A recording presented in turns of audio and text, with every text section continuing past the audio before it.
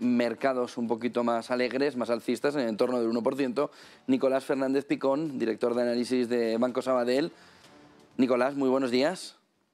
Hola, ¿qué tal? Buenos días. ¿Cómo ves la visión de conjunto de los mercados en este momento?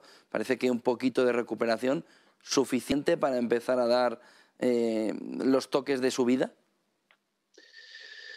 Bueno, ahora mismo yo creo que el mercado está en un escenario o está descontando un escenario claramente más cercano a la recesión o más cercano a una ralentización más fuerte de lo que se esperaba hasta hace poco, o lo que se esperaba seguramente a principios de este año, y por lo tanto, sin duda, lo que ya ha corrido el mercado es algo, por decirlo de alguna manera, que ya hemos ganado, ¿no? Hemos ganado porque bueno, nosotros estamos calculando que más o menos con los precios actuales se está descontando una rebaja de estimaciones de los beneficios de aproximadamente un 15-20% en los próximos años.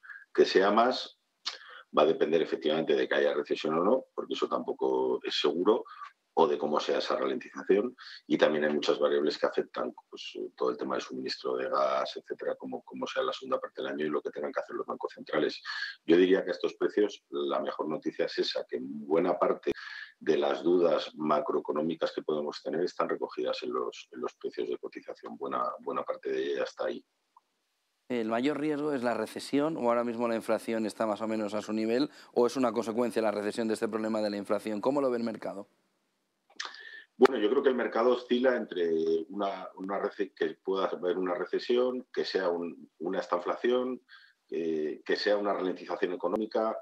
Yo entiendo que cuando escuchamos a los inversores, a los actores financieros del mercado quejarse amargamente de las subidas de tipos de la Reserva Federal y el Banco Central Europeo, están expresando también su propia pataleta, ¿no? A nadie le gusta que le suban los tipos cuando todos los que llevamos invirtiendo en bolsa muchos años, o todos los que llevan invirtiendo en bolsa estos últimos años han convivido con unos tipos de interés bajos o directamente negativos, ¿no? Entonces todo eso genera el famoso tantrum, o esa pataleta, donde lo que hacen esos actores es avisarle a la Reserva Federal de que si suben mucho los tipos se va a cargar la economía, ¿no?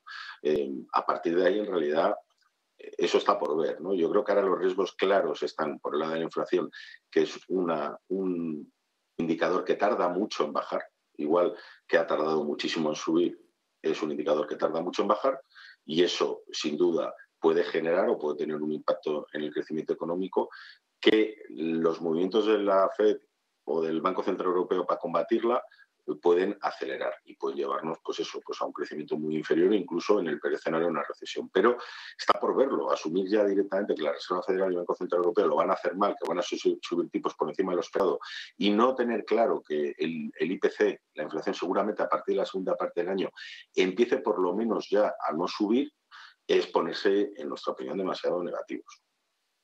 Renta variable española frente a renta variable europea está comportando con un poquito de decalaje. ¿Cómo la veis desde Banco Sabadell? Pues nosotros la vemos claramente como ganadora, la verdad, en este entorno. O sea, claro, estamos hablando de que el IBEX está cotizando a 8.300 puntos, que si lo piensas bien, pues es no haber hecho nada prácticamente en la última década, ¿no? Estamos hablando de un índice que tiene un peso muy importante en un sector, el financiero, que sobre todo en la parte doméstica se beneficia mucho de las subidas de tipos de interés que estamos hablando.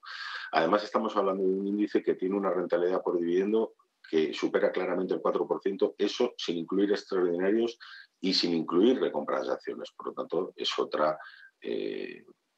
otro punto a favor del índice IBEX, ¿no? Estamos hablando de un índice que no tiene prácticamente exposición directa a todo el riesgo de Rusia-Ucrania.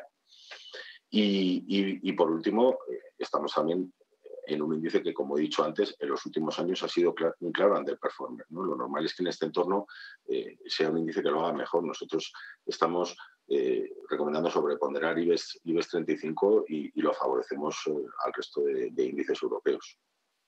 Y sobre la renta fija, ¿qué se está viendo sobre ese movimiento, sobre todo de rentabilidades? Al final, alguien que tuviera o que tiene un bono de enero a 0,25, por ejemplo, europeo, americano, perdón, que ve una rentabilidad del 4% a 3-4 meses vista, ese bono no tiene ahora mismo ningún valor.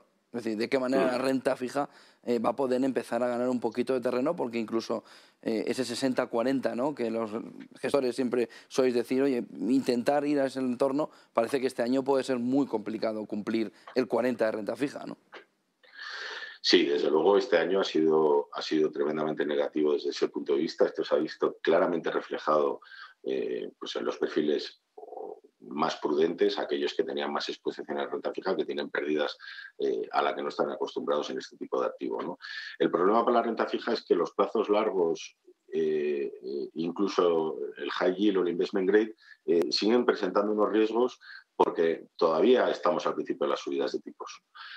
Seguramente en los plazos cortos ya empezamos a ver algo más de valor y ahí es donde ya se podría aprovechar algo, pero para los plazos largos yo diría que, y sobre todo para el high yield, a lo mejor hay que esperar un poco más. Sí que es verdad que los spreads han llegado a niveles que ya empiezan a descontar algo parecido a una recesión, incluso más que la bolsa que decíamos antes, y por lo tanto el investment grade ya también puede ser una buena oportunidad. Pero hay que ser selectivo y yo creo que en este entorno, y a pesar de todas las dudas que hay con respecto al crecimiento y de que el consenso tiene que bajar estimaciones porque se tiene que acoplar a una nueva realidad de menor crecimiento por lo menos, la renta variable sigue siendo más favorable.